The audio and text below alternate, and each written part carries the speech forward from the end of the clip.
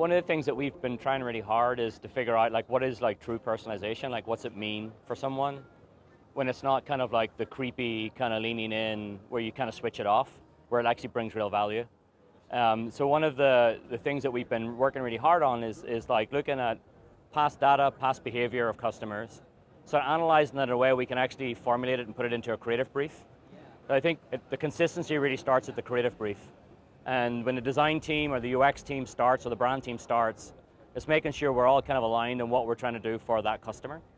So I think a lot of the insights that we're seeing out of behavior is driving ideas around better service that brings better value. I think if we bring better value, then I think the customer is going to consistently use it, which is obviously what we're trying to do. I think from a visual perspective, the consistency comes from just a coherent brand. If you think of a customer moving from phone screen to an iPad sitting on the sofa, to watching a TV spot, to sitting in front of a website, that's a lot of variation when it comes to a brand and consistency. So for us as an agency, we've really tried to elevate ourselves out of just working on the smaller screens like phone and tablet and desktop, and start to look at content when it sits on a TV screen or even into a physical space, so that wherever the customer sits, they're getting consistent experience for them as a customer, communicated through a consistent brand. And I think that's the important thing for us. But I think to really do that right, we have to understand the customer first. I think we used to start a lot from brand first. And I think one of the things that we've really tried to do is kind of advocate for the customer first and sort of look at it from their perspective, how we can shape a brand to answer what they really need, as opposed to trying to shape a brand into forcing the customer to use it. So that's really been our thing for a long time now, and we're finding a lot of success at it because technology now lets us do that in a very quick way to get really good insight. We've got really good history. A lot of the times, you know, we find either from a client perspective or an agency perspective, we're coming up with ideas that we want to push, we want to put forward. But I think what's kind of interesting is sometimes when you talk to customers, and we do this through our design process all of the time, is like, do they actually want what you're offering? And a lot of the times it actually is kind of interesting. They'll come back with something we didn't suspect. They'll ask for small tweaks and changes that improves an existing experience and makes it better. Whereas we're always looking for the grand gesture, the big sort of like moment, the sort of big unveil, the big brand moment. So one of the things that we've tried really hard to do is that every time we come up with an idea, we've pulled the customer right into the design process. So every other day we're putting stuff in front of them. It's often not finished. Sometimes it's literally sketches on paper, but testing as early as we can get to make sure that we're on the right track to design something that a customer actually wants. I've seen us go down paths where we love an idea, we think it's amazing, we think the customer's going to love it, and then we test it and the customer's like, well, why would I use this?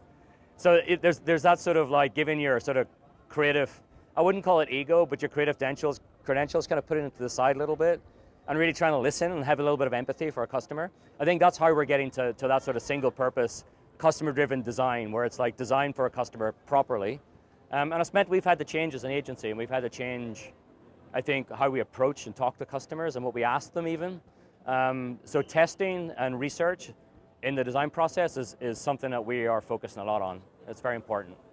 The other side of that then is having the teams that can kind of work like that. So I'm finding it's a very unique type of talent that sort of is able to sort of work in that sort of like 2 to 3 day cycle, constantly revving on an idea.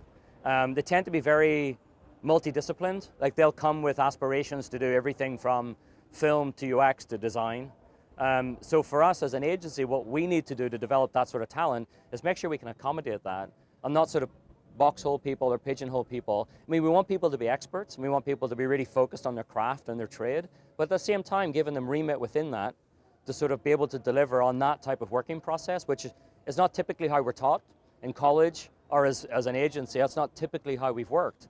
So I think over the last year, to find talent as we hire this, and make sure they know that that's how they're going to work when they come to this type of agency. It's going to be very fast, it's going to be very iterative. There's going to be very few grand unveils where you go away for months at a time and work on something.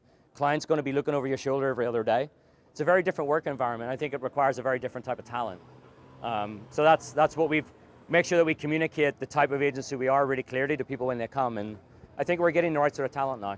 We, a few years back, really sort of focused on making ourselves what we call an experience design agency. And one of the things we realized was there was so much happening with digital that wasn't on a screen.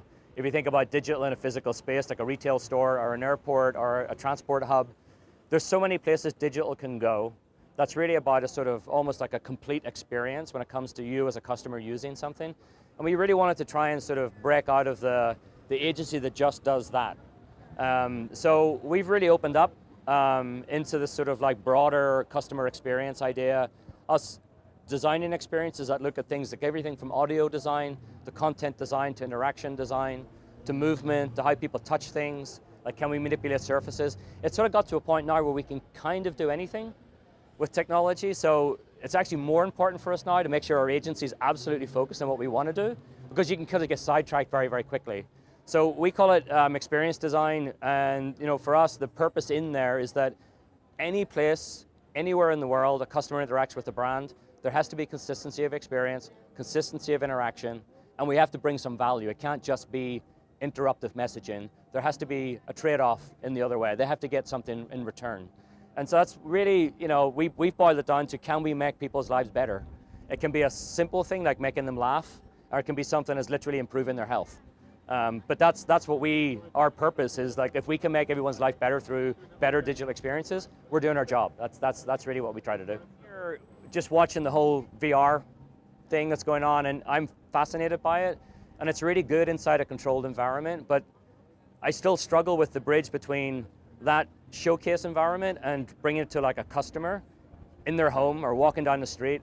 What's it going to mean to them? Like, what's that technology going to bring to them? And I haven't seen it yet, and I'm looking for it, and maybe we can help get there. But this to me feels a little bit like it's a really cool technology that we all love trying out, but we haven't figured out what's that purpose to the customer yet. So I think that's what, outside of gaming, outside of the obvious things, like, can you get it into everyday life in a really meaningful way? That I'm really interested in seeing. Somebody looking at it from the customer's perspective, not from the agency's, like, this is cool perspective. So we'll see. I haven't seen it all yet here, so I'm kind of curious to see what's going on downstairs.